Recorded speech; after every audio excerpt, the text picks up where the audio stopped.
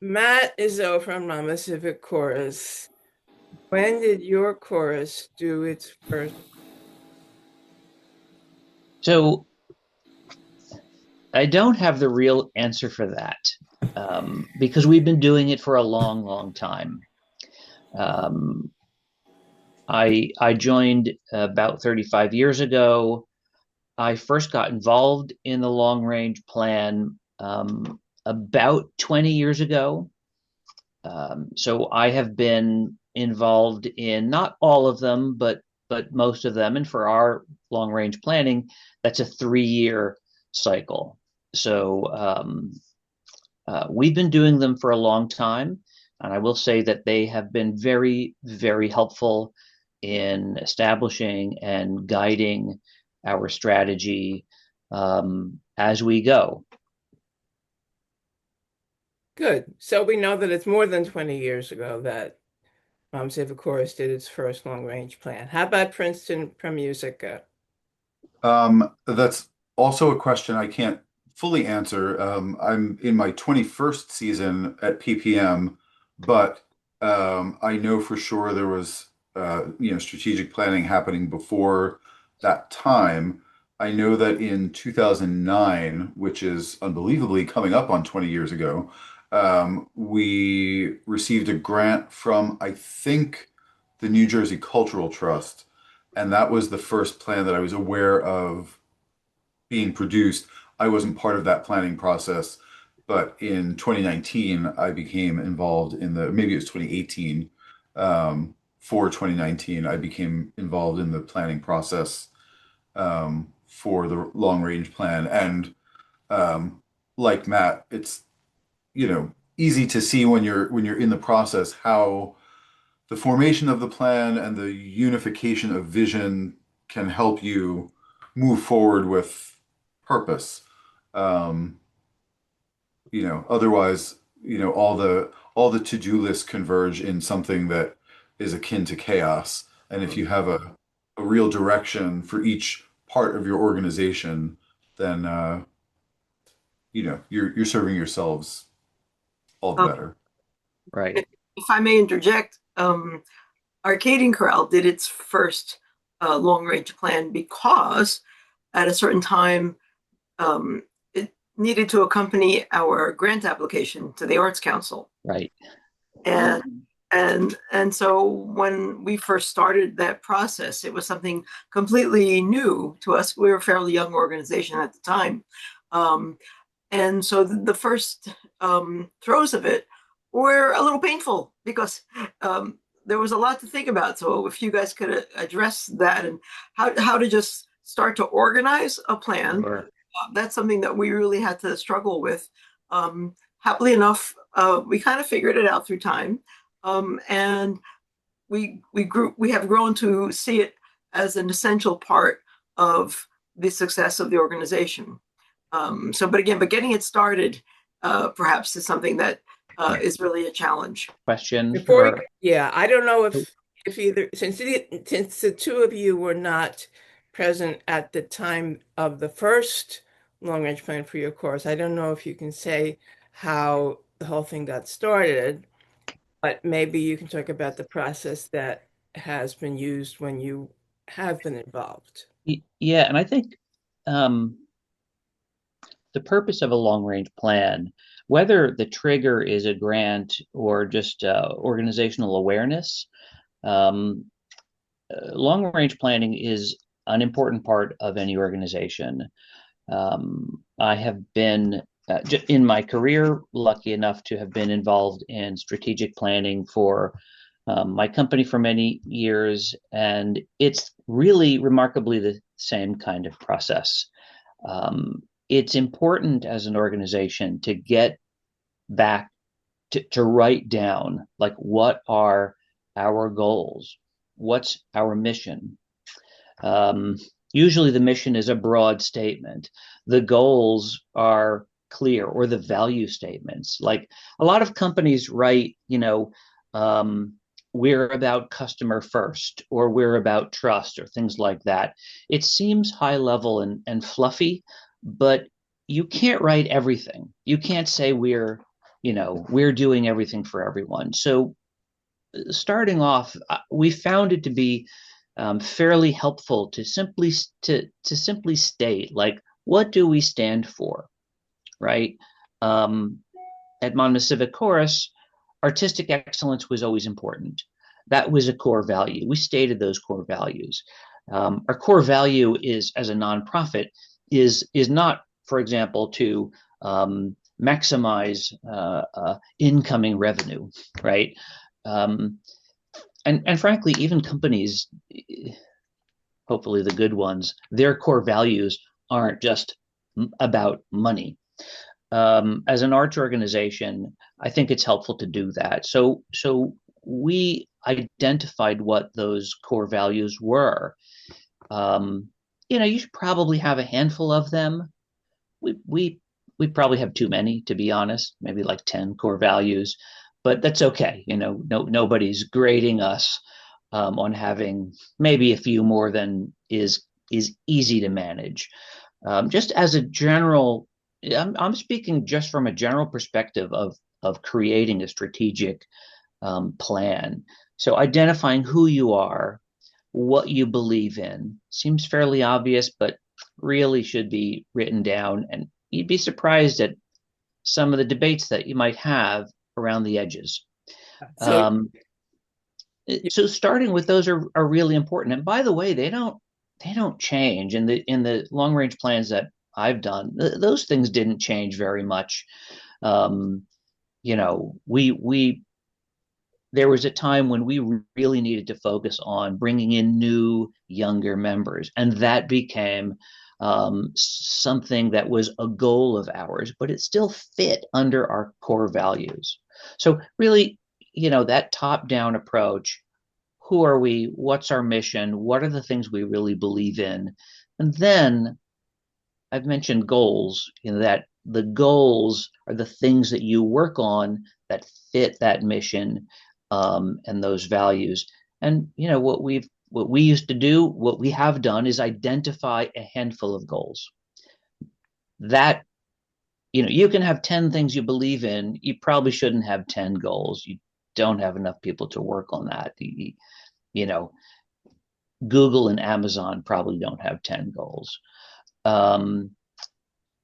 So that really is about, like, okay, in this next long range plan, the next, whether it's a year or 3 years, what are the things you're really going to work on? And then identifying, I can go into the process of that. I don't want to do the just, process next. I'm sorry. We'll do the process next. Yeah. Yeah. So that's like the high level. The rest of it is just, the how. You always start with why, and then you can go to the what and the how. So Matt is pointing out that start by having a good, clear written mission and goals for the chorus. Anything else that you would recommend starting with to get your first long range plan? Is that to me? Yeah. I was sitting here thinking Matt and I would probably be a really killer strategic plan leadership committee, because I I would echo everything he said, and say that whether or not it's your first time out making a plan, you probably have at least a mission statement if you're an established nonprofit organization. And I would start with reviewing that and making sure that the why of what you do is still still makes sense for who you want to be. And To talk about the process, you will see the handout. I had a very, very short handout, Mhm. which is available on our website, which talks about a SWOT analysis. SWOT is an acronym for strengths, weaknesses, opportunities, and threats. So, Kenny, I know Princeton from Musica had done that because I was involved in it. And are you continuing to do that with long range plans? yes, I was involved with the 2019 plan that you participated in, Sue, and then since then. we're in the process of developing our next plan, but then in the meantime, I also as a consultant, worked with a chorus out in Lancaster, Pennsylvania, a, very like straight down the middle, target market, um, community chorus of about 50 or 60 people. So, similar to what many of us are familiar working with. And we started with a SWOT analysis, and I took that from our process that we did with PPM. And um, I think to me, it makes the most sense in terms of where to start because uh, it causes folks to take a look at who the organization is. When we look at our mission and our vision and our value statements, we look at why we exist. The SWOT analysis makes us look inward into who are we, where do we stand in the environment, in the community, the choral world. And I think everything sort of flows from there. For us and for my process, I like to do the SWOT analysis. We sort of, break out into groups, and you can.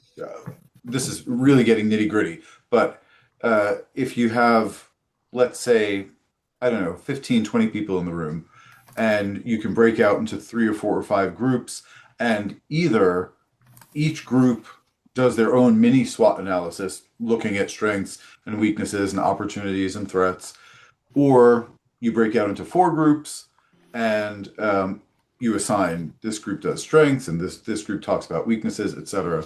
And then we come back together and do like a share out of what we've found, and then people can. I use the old-fashioned sticky dot method where you give everyone, a certain number of dots, and they choose the 2 strengths that resonate most with them and the 2 weaknesses, and you'll see, this sort of bell curve of results emerge, and this helps you to see where you might be focusing with your plan. Um, and the next step after that for me, and this is, there are 900 ways to approach this probably. For me, I look at what themes emerge, and we divide those into buckets. They might be artistic goals and funding or fundraising goals. They might be operational, like internal operation goals. Whether you are a fully volunteer run organization or if you have an administrative staff, figuring out your best way to do your internal operations is important. So we know who's checking the mail and who's logging donations and who's doing all the day to day. And so we get these buckets: marketing and fundraising and internal operations, artistic development, very importantly. And we form subgroups around them. And these subgroups focus on what are the things from the SWOT analysis and what are the things from what are the items from that process that fall into that bucket. Um, Under artistic, it might be something like, we want to, and I'm going to duck and cover when I say this, we want to commission new works. This is a strategic goal. This is a high priority for some organizations, and it's just simply not for others. And figuring out whether it makes sense, whether that's a goal. If we've identified it as a goal, great. That's a guiding star for us, and we know that that's something we need to work for. That's a strategic goal, and then under that falls the tactical plan, right? So we have the big goal, 3 to 5 years. We want to be commissioning new works on a certain, every certain number of years, and then all of the things that fall under that is your tactical plan that supports the strategic plan. And that's, that's the what. So we figured out the why are we doing what we do, and then the what is all of the work that goes into making that happen. But the point of all of this is to know where you're going. So it doesn't the items on the plan almost don't matter so much as they inform the way that you make decisions as you move forward through that 3 to 5 year period. So what happens if a huge major grant falls on our lap? We need to know what we're going to do with that. We need to be strategic about how we spend that money so that it doesn't get squandered or get unnecessarily guarded. We need to have goals for that. And then on the other side, what happens when the world turns upside down and the choral world just stops functioning for 18 to 24 months? What do we do then? And you'll see if you go to the website on the Princeton per Musica plan, it was a goal of ours to have a new website. The one we had was just wasn't working for our needs. And when we went into COVID shutdown, we went, okay, well, we're getting funding. What strategically is on our list that is doable? We can't grow our audience because there is no audience. What can we do? And we engaged with a firm, and we built a new website. So you have to know, where you're going, which is sort of the whole point of all this. I probably veered into 6 other questions you might have asked, Sue, but you wind me up and I start going. Yeah. So I want to pick up on something that you said and also a question. Mhm. You said, for example, 15 to 20 people involved in the SWOT analysis. So that would involve chorus members and Oh perhaps, yeah. and board members. And someone is asking who participates Mhm. in the mission statement, the SWOT analysis. Any chorus members that wish to, are they invited? Anyone from outside the chorus, non-singing staff, and board members? I, Matt says choose a committee and get input from the membership and possibly even the audience members, the community. Yeah. Um, I, so I'll say something that may be controversial. Completely self-selected can be problematic. And by the way, I believe everything that Kenny said, +1 for me. Yeah, you're right. We've done this before, I guess. Um, the Every organization is different. I'm a very big believer, and this will be a tangent. When I work from home, I tell people this all the time at work. One of my favorite books on organizational on working with organizations. This is a book called The Five Dysfunctions of a Team. Hmm. I highly, highly, highly recommend this. Um, it I wish I had this when I was MCC board president. It would have helped me at the time with some of the dynamics. Human interactions can be complicated. Teams, there are, what this does is this talks about 5 things that undermine the ability to achieve goals. And on the surface, they're very straightforward. Trust, and you have to be able to have healthy conflict. You have to be able to, you have to be able to work through the things that you need to do. So fully, um, the problem with complete self-selection is you can get a kind of an unmanageable group of people. And then, do you want to spend your time giving everyone the book Five Dysfunctions of a Team and working through, that can be a big process, probably a very rewarding one, but not one that's going to get you a long range plan in the near term. If you're being tactical, I would, what we've done is we have in the past invited people to be on the group. We probably have asked if anyone is interested. I don't remember the details of that. Um, MCC is a very volunteer organization. People do volunteer to do things. Um, and you have to pick a size that's manageable. That doesn't mean you can't get input from a lot of people. We've surveyed the chorus. We have in the past surveyed the audience. That's kind of challenging. Separate topic. How do you do that? This time with the past one, we were able to use some AI tools to summarize, to pull information together, to correlate. AI tools are pretty good today at correlating information that you give them. You're not going to find a lot of hallucinations with that. If you ask it to do something without enough input, you're going to, buyer beware.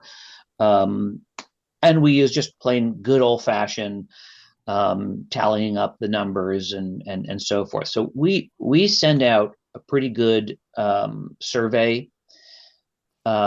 Someone mentioned the SWOT, like how you do the SWOT. That I love the dot, method that Kenny mentioned. There's a handful of ways of doing it.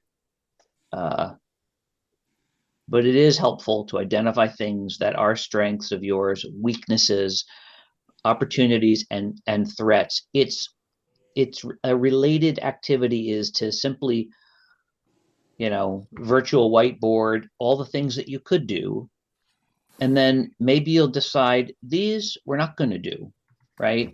We want to reach out to the community more. How would you do that? You can brainstorm, identify some ways that probably are not effective. At any rate, lots of stuff there. Why don't I cap the answer, because there are some more questions. All right.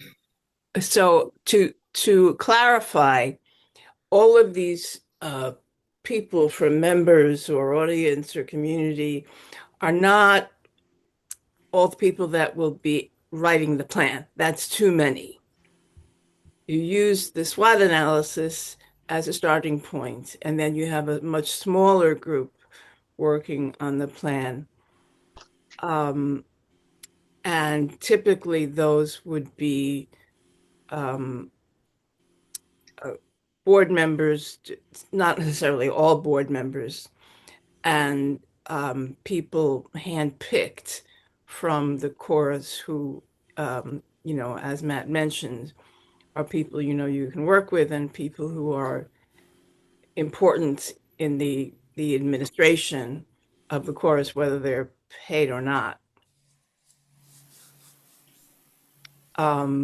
And in my opinion, the first thing they should be doing is setting goals. And goals, you would see in the handout, have to be SMART. SMART is an acronym for specific, measurable, achievable, relevant, and time-bound. So a goal to be a better chorus is not SMART. It's not specific, it's not measurable. A goal to be a better chorus by 2028, well, it's time-bound and it's relevant. Maybe it's achievable, but it's not specific and it's not measurable. So it's tricky. It really is a difficult thing to get a goal to be all those things: specific, measurable, achievable, relevant, and time-bound.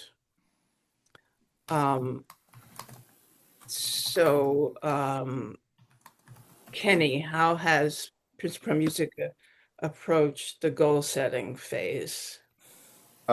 We so I just to echo something Matt said earlier was we started by doing 2 or 3 pretty broad surveys to the whole chorus, and that kind of gave us a foundation to work from when we gathered this smaller group to start with the SWOT analysis.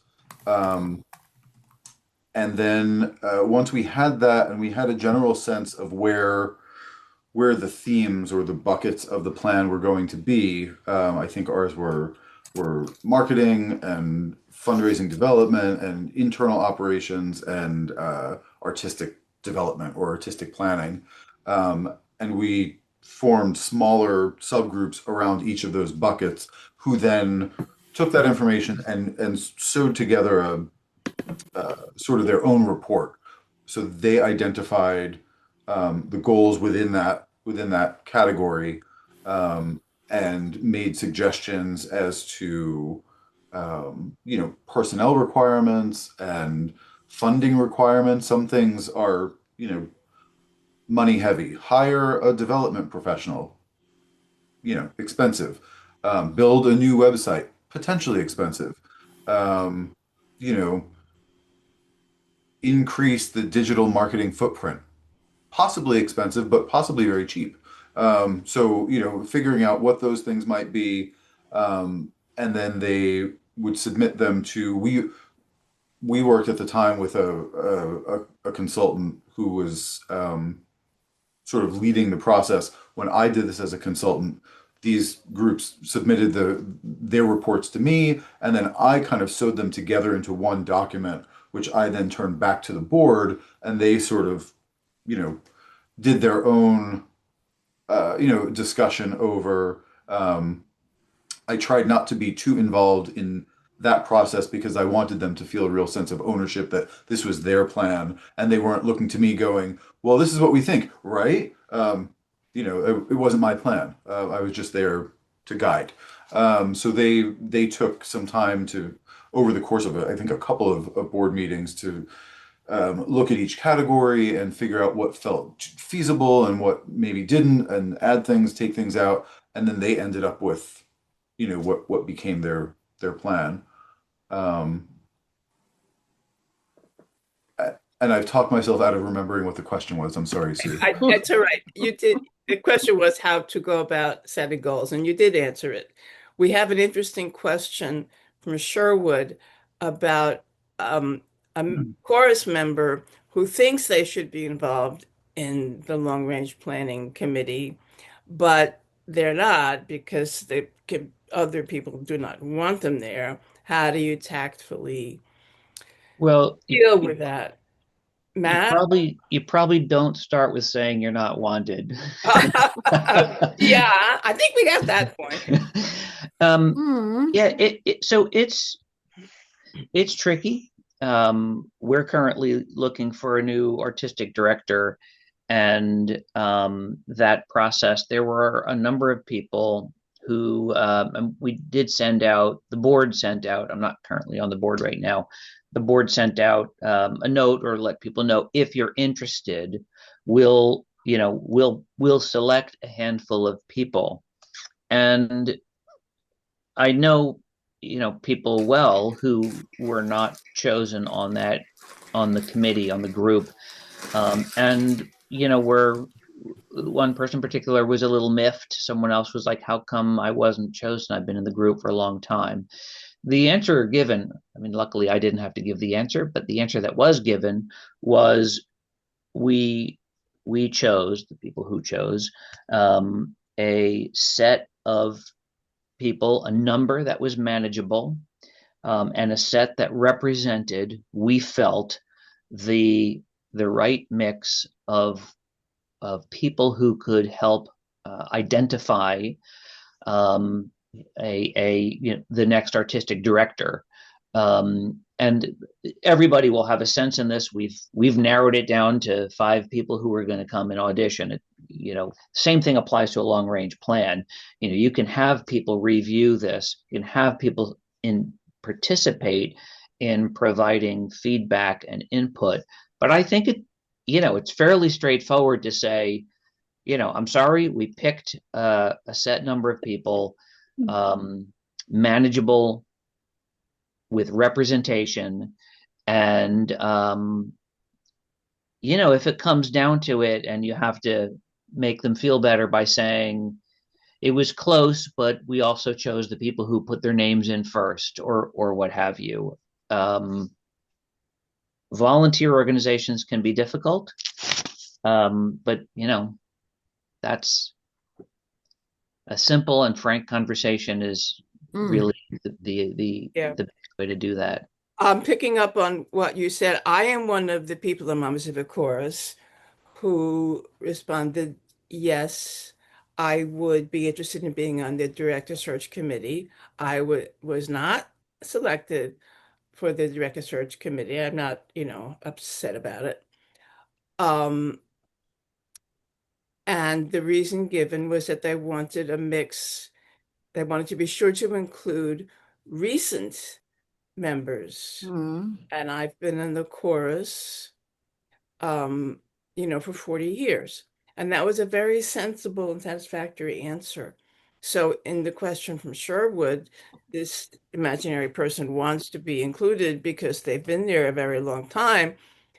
That would be a good answer. We have several people who have been here a long time, and we don't want to only have people who have been here a long time. Something else that you can perhaps use as a solution is obviously a person like that may be motivated by sincerely wanting to do something that will be helpful to the organization. And so if you can identify something else for them to do and kind of a special thing that they would be helpful with, that you think that they certainly could handle, then that would direct them in a positive way and make them feel valued without being quote unquote left out. That's a good idea.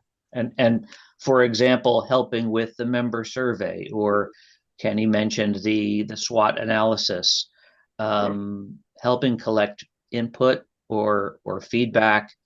It's really important to get people's input in terms of like, what are we about as a group, and what are our goals? I've found, despite the variety of personalities in our MCC is, let's say about 100 people of all ages, people of different backgrounds, musical, completely not musical, but from an educational perspective and so forth. They're usually coming together into the organization for a common goal, and they're usually staying there because they believe in what's being done. So that's something that can be leveraged. And I really like the idea of finding things that people can do, because there's plenty. And frankly, going to the meeting and debating over whether the wording should be this way or that way on a particular goal, they might not want to be part of that. You might want to have one person as a designated writer, if you know someone is a good, clear writer. Some writers like to write in peace and quiet, and so they might be asked to take notes, go home, write the goals, and bring them back to the committee, for review, or they might be writing them on the spot. But having 7 people write one goal is a little crazy making. Yeah, what we've done in MCC is, let's say we come up with four main goals. Probably should be 3 to 5. Beyond that, if that's manageable, then go for it. But let's say there's 4 main goals. Usually we would assign those after discussing, and everyone agrees on generally, what the main objectives are, where we're trying to go, and so forth. We've collected user input, assign those out to individual people to write them up, maybe with a partner to help with things. They write that up, and then they get brought together for a smaller group of 1 or 2 people to bring everything together to make sure it's in one voice. Because that can widely vary widely. And we found that there's one thing that's important, slight tangent, but I think is important. The language, the terminology can be tricky, and different. What's a mission? What's a goal? What's an objective? And what's the measurable thing, right? You need to have those. Like in what we do, the mission is the top level thing. The vision, and that could be the vision. Some people call that the vision. Some people call the strategic goal a vision. Some people call the individual objectives, right? So you have to be clear on what you're talking about, because the terminology in the world of strategic planning can vary. And what one person calls a goal could be a very specific objective underneath that.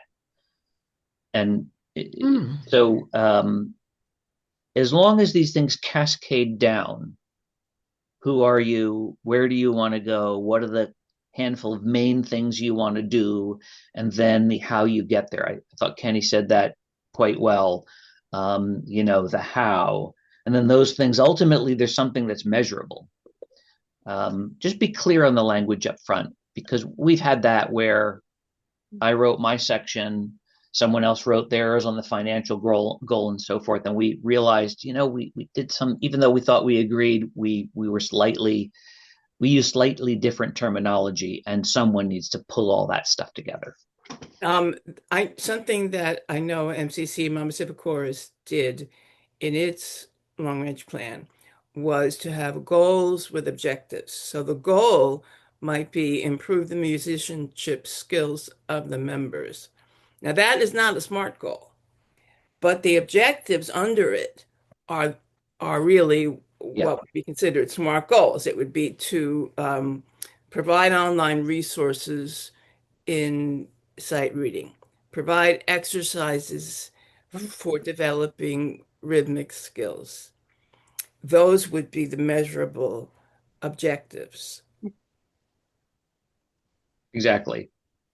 And then you don't have to worry about whether you're calling that a goal or an objective or or whatever.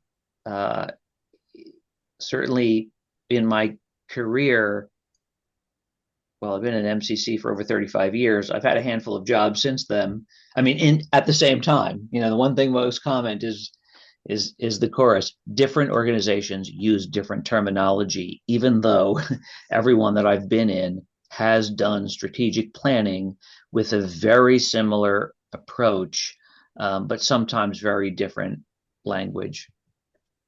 If you are doing a plan for your county grant, the county does not provide a format or require any particular format. You're welcome to piggyback on the formats used by these two choruses. I think they invented them themselves.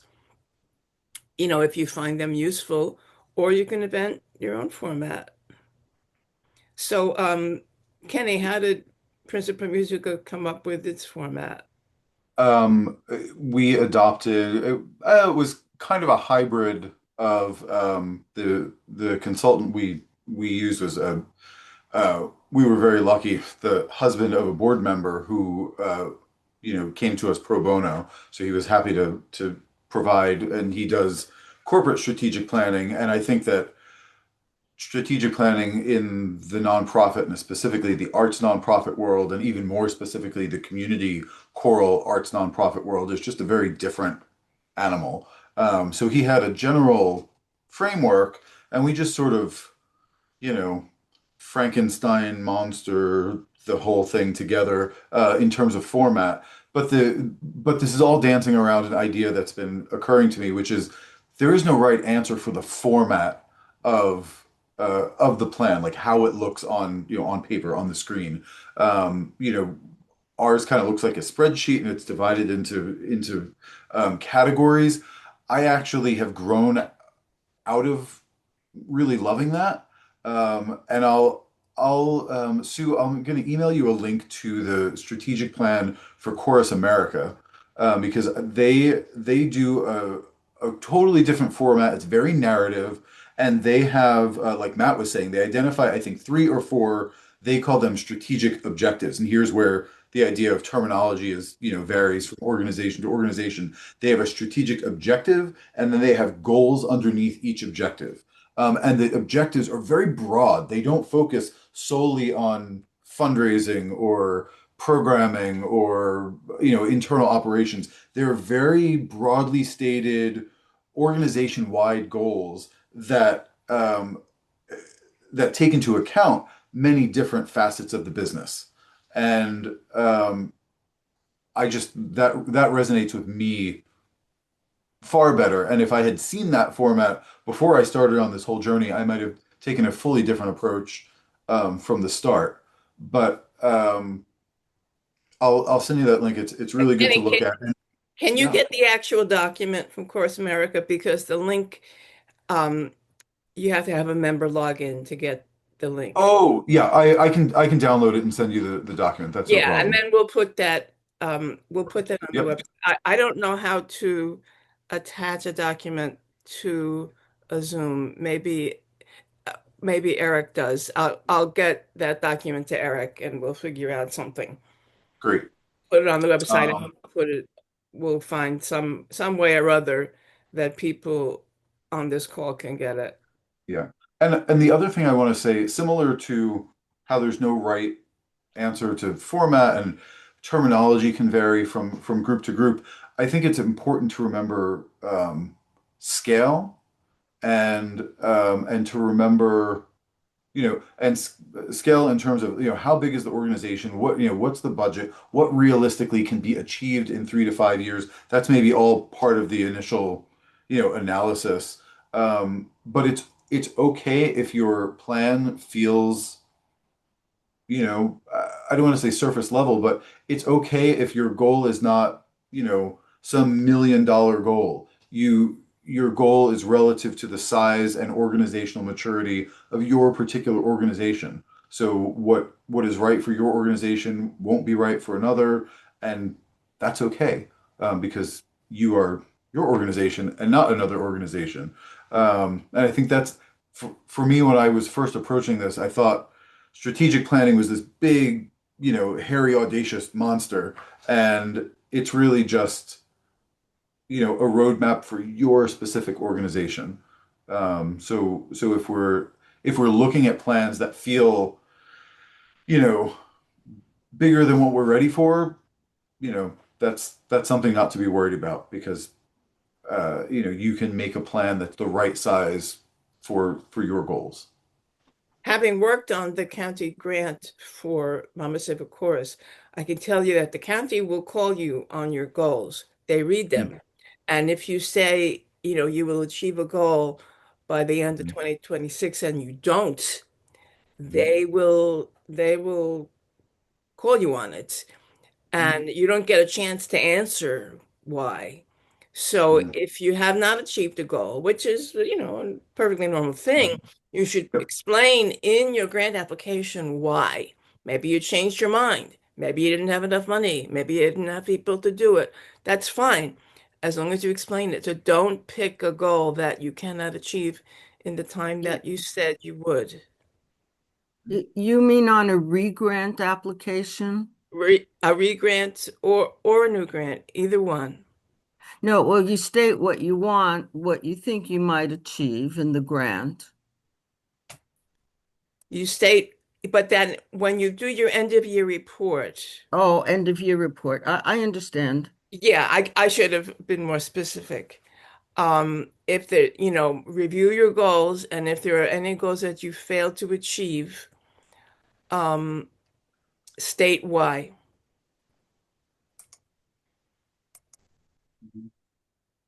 Mm-hmm. Right, right. That is very important. Uh, this particular fall, Arcadian Chorale had its main concert scheduled for December 15th. And that was the first big snowstorm Ah, of the right. season. Uh, compared to today, it's nothing, but it was 9 to 10 inches. And so, yeah, I know. So obviously that concert had to not happen. And so when I had to write our grant report, I had to make the council understand that that was a circumstance well beyond our control, which they certainly were empathetic to. But then we also made efforts to reschedule that concert. And in fact, thank God, I gave it last Sunday. Ah, The gods were with me because it's not this Sunday. And that way they saw our intent was to still live up to our initial purpose and planning, but at the same time, circumstances beyond our control made it impossible to do it in a way that we had originally forecast. And if I had had to totally um, forget about this performance, I would have been able to find justifiable things to say, and then we would have found ways to uh, uh, supplement our activities in this coming year to make up for whatever loss we had. So again, they'll work with you if you, as Sue rightly said, if you are quite clear and honest about what has transpired. Lane. I have a question for Matt, please. I am always interested in leadership styles and how to be use my energies well as a leader. So I looked up the book that you mentioned. I had not heard of it, The Five Dysfunctions of a Team. Um, and I see, and I will take a look at that book. Do you think it's also valuable time spent looking at the book entitled Overcoming the Five Dysfunctions of a Team? I haven't read that one. I assume it's by the same author, Oh, let me see. Patrick Lencioni. Lencioni. Lencioni, yes. Yeah, I would think possibly. that the book about dysfunctions talks about overcoming them. I would Yeah, I hope. would think so. So I'm wondering I think here's the biggest challenge: identifying what those are. what Um, the dysfunctions are. the nice thing about this book is it's told in like parable or story. It's a Okay. story. I don't like these business books, these leadership books. There's so many of them. People famously buy them, famously start them, and then famously never finish them.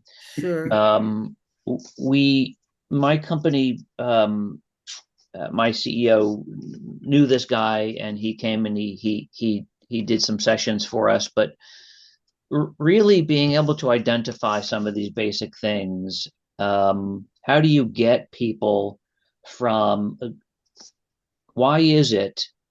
How do you identify when people are agreeing and then they walk away and say, you know, Matt does not know what he's talking about. We're not going to do this.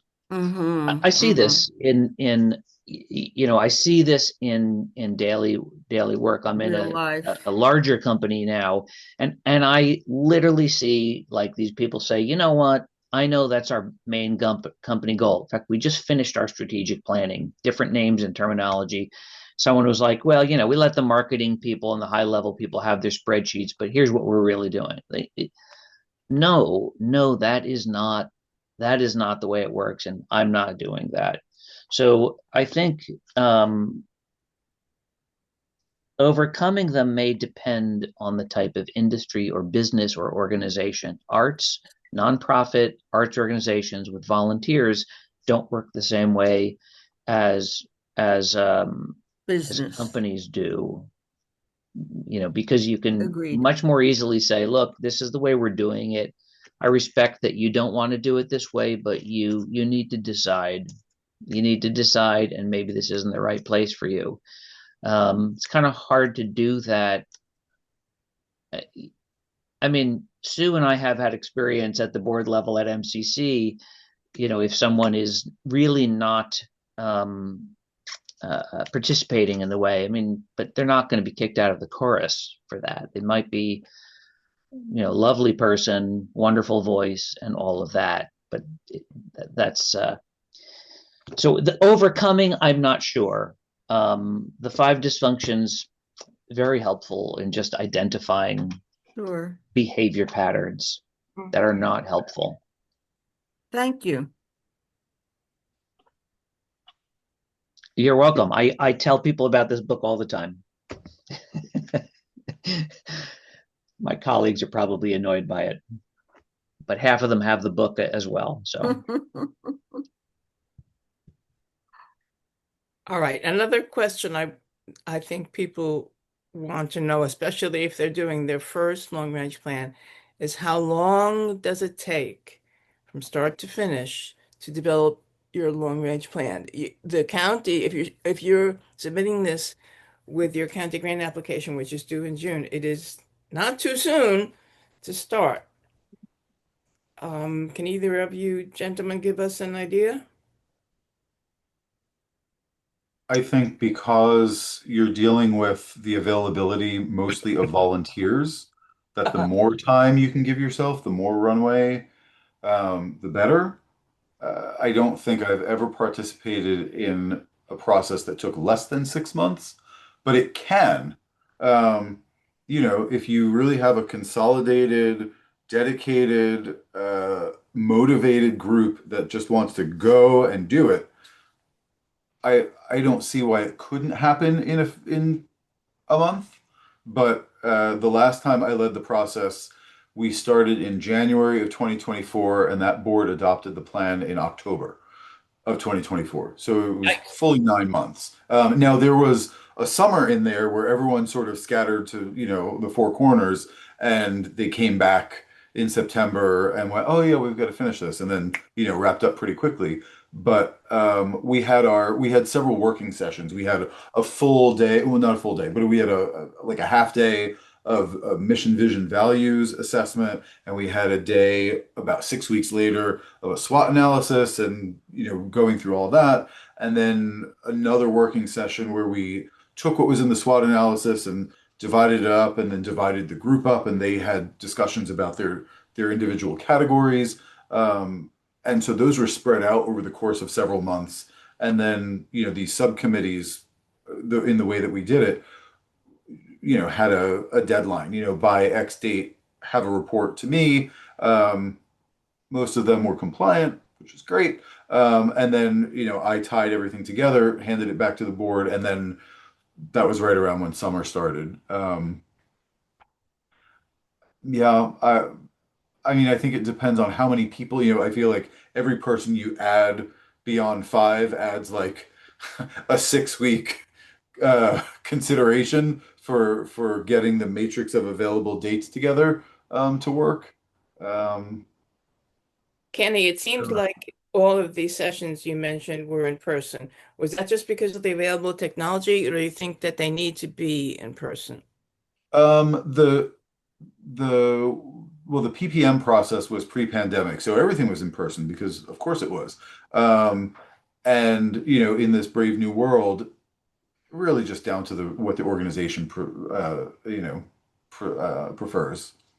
If it's helpful, I can share that Shireen Vasharot is now in its first process. And we knew we would take this on in September.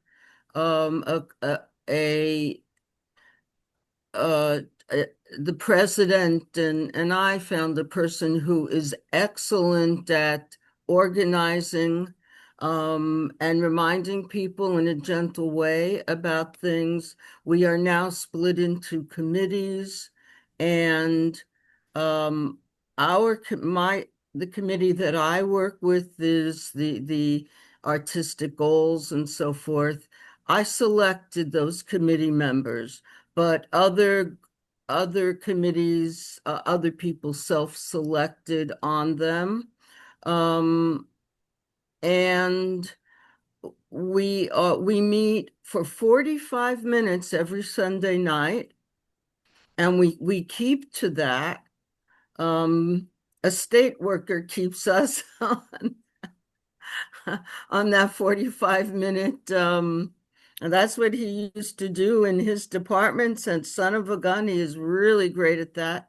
Um, Only once now for tonight do we have homework. We discuss things. We discuss words. We define them. Someone who is good at writing writes them down. We look at that. The next week we look at what we've done, and then boom, within 5 minutes we're on to the next topic. We hope to complete our work by the middle of March and then give it to the board. All the committees give it to the board so that we can be ready by June. That's the process that we're doing. And this is very helpful. I really appreciate this conversation here, giving me some ideas, some strategies. Matt, do you have an idea of how long the process takes? So I think the answer is, given our right, we usually started with MCC. We'll start in the fall, knowing that it needs to be approved and finalized by the end of the season, and presented to the membership at our annual meeting, which is like usually June. It's probably a 6-month process that could be done in less time, but will take more time because you need. I really like the idea. What we just heard about if you can schedule regular meetings, that really helps. But do a survey, the membership. That's going to take a few weeks. You may need someone, one or two people to go off and analyze the results of that, and people have day jobs, so it's a process that, if it was a full-time job by a dedicated committee that didn't have day jobs or other things, you could do it in probably 4 months. That's not going to happen. It's going to be 6 to 9 months based on whether you're including approvals and so forth. And if the long range plan happens to be relatively, like if you say, the last long range plan, our goals, our strategies, everything is about the same. We're going to adjust this and have one new goal, and that one's finished. That's minor. That may take you less time. That may, that's terrific. You've shortened it to 4 or 5 months, but we'll give at least 6 months. I would do it over the course of the season, the concert season, when people are in, they're going to meetings, they're not out for the summer, and you have a buffer. So if there's anybody here whose chorus is just now starting its first long range plan and you need to get it done by June to submit it with your county grant, I would say it's not impossible, but I would say reduce your expectations. Don't think too big. Keep it to, 3 or 4 goals so you don't get bogged down in thinking about them and writing them. And make sure that the members of the committee know that they're going to be meeting frequently. And virtual meetings can be helpful here because it'll be hard to get people to get in a physical place together. And if somebody can't make it to a virtual meeting, just forge ahead. Otherwise, you'll never get this done. And it really helps to have someone who can lead the effort. And if they are not good at scheduling meetings, they have a sidekick who is good at scheduling meetings and the project management aspect of this, especially if you don't have a lot of time. Yeah, so you need the personal relations skills, you need the planning and detail skills, you need the writing skills, you need the far ahead thinking skills. And those might not all reside in the same person, but you can have several people that each contribute their skills.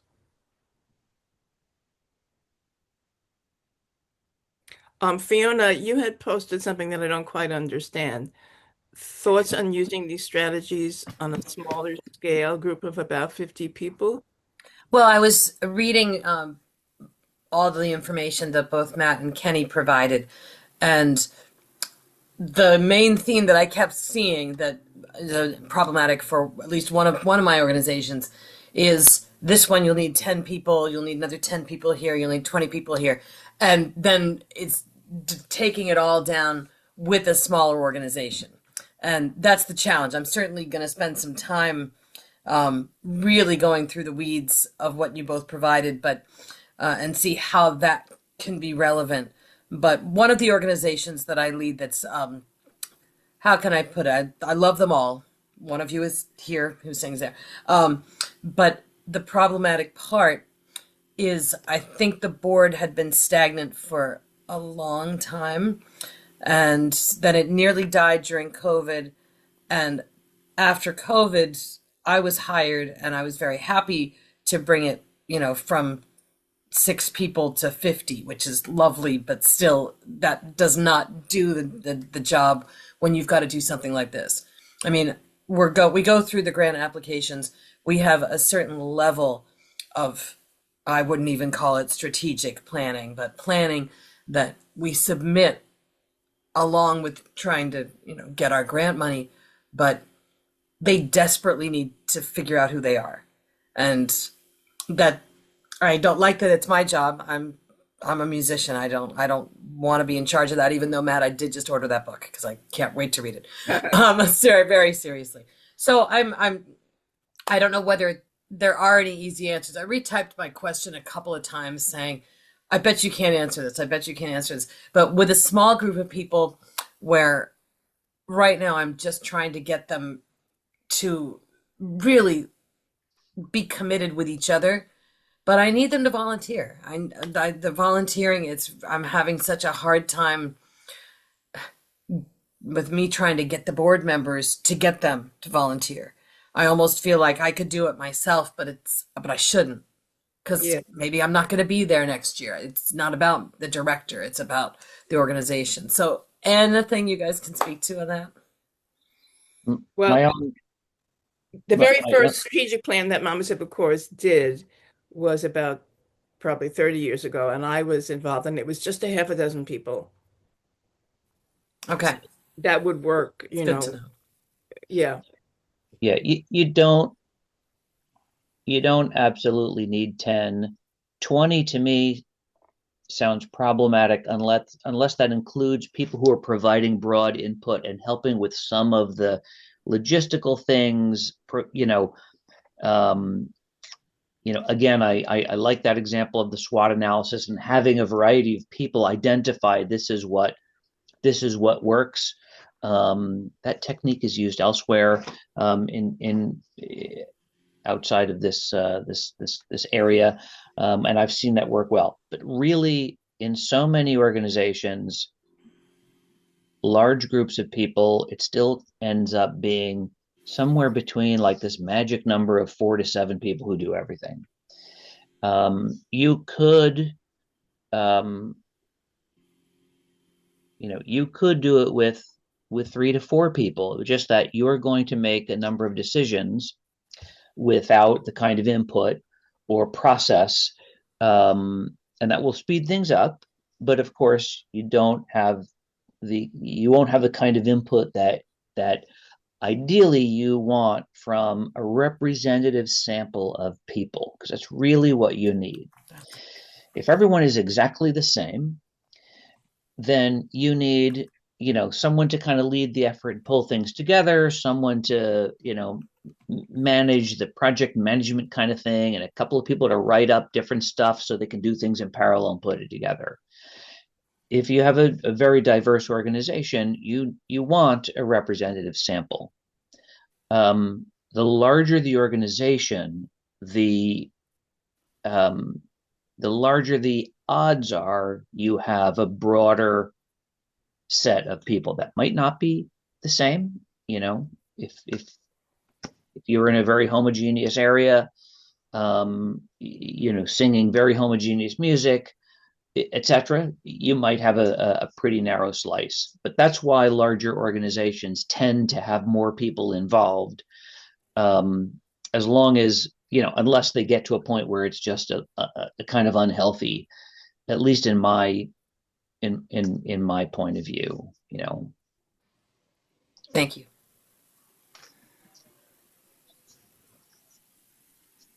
Any more questions or more things that Kenny or Matt want to throw into the mix here?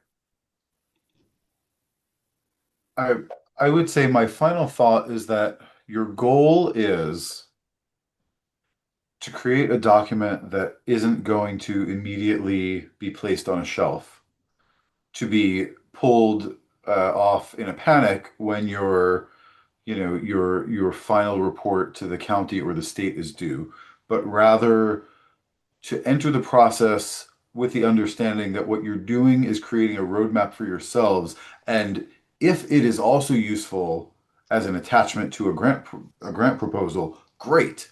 Um, but to know that it's for you to use.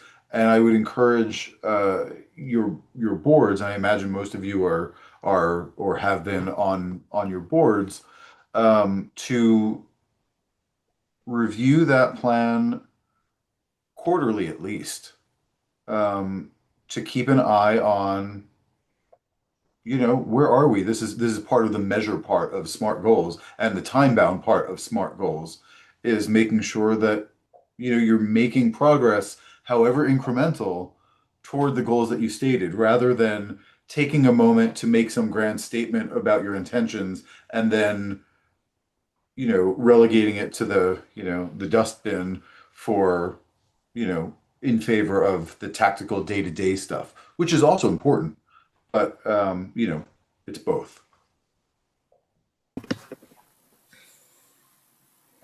I agree with that completely. Ideally, everything that someone is doing in an organization should be able to be rolled up to one of those goals or objectives in the long range plan. In a company that is a little stricter, in an arts organization, some of that can be fuzzy. But really, if you're deciding that your goal is to do outreach to a particular community, setting up guest concerts to or outreach to a different community, that's probably not a good example, but that's the best one I can come up with right off the top of my head, because we want to reach out to all communities. But if you intend to go in one direction and people are starting to do things in a different direction, then you kind of have to identify, well, wait a minute, is this the best? Is this going to get us where we want to go? And if it is, then, well, maybe we need to adjust the long range plan. But if it's not, then it's like, okay, we should be tying things to the long range plan. And I know Monmouth Civic Chorus, we do stick to that. It's not pulled out at every meeting when I was there, but it was certainly looked at, on a regular basis in terms of, well, these are the things we're trying to do.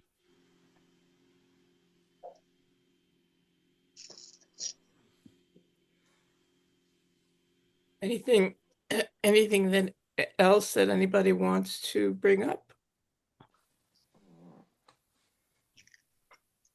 I will point out that that Eric has put the Chorus America strategic plan onto the website, so you can download it. It is the plan for Chorus America itself as a national organization representing choruses. It's not a plan that a chorus would use, but you might want to adopt some of their format. You don't need all the color pictures and so on that they have. So this way you'll have a choice. You have three formats you could use: Monmouth Civic Chorus, Princeton for Musica, and Chorus America. And that should help you, format things once you have the mental process all set.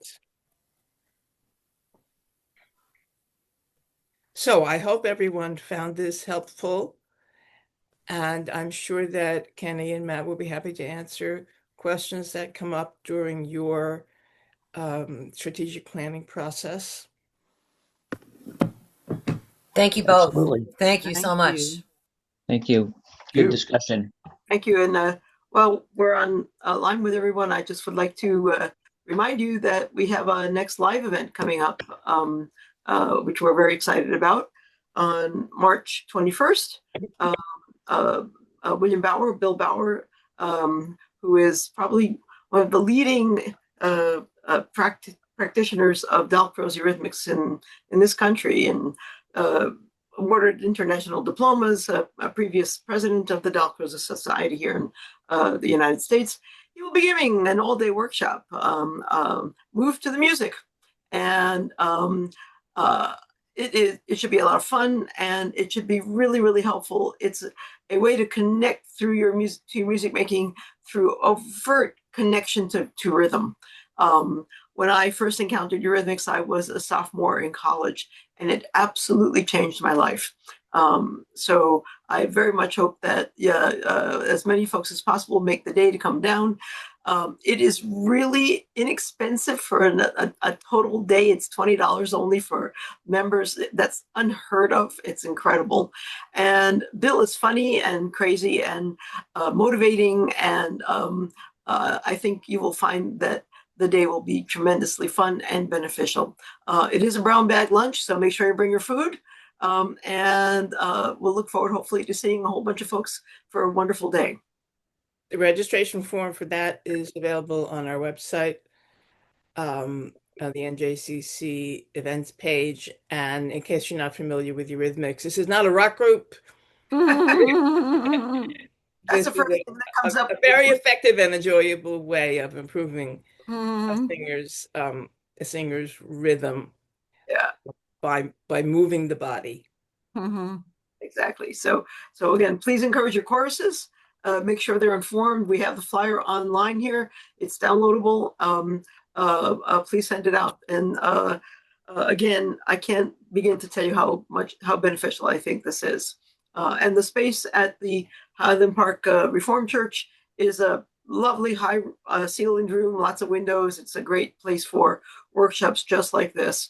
And so again, we're lucky that we have been able to find a nice home for things like this at that site, which is pretty central, right in the middle of New Jersey. Very good. Thank you. Thank you, everyone. Thank you. And hope to see you in Eurythmics. Mhm.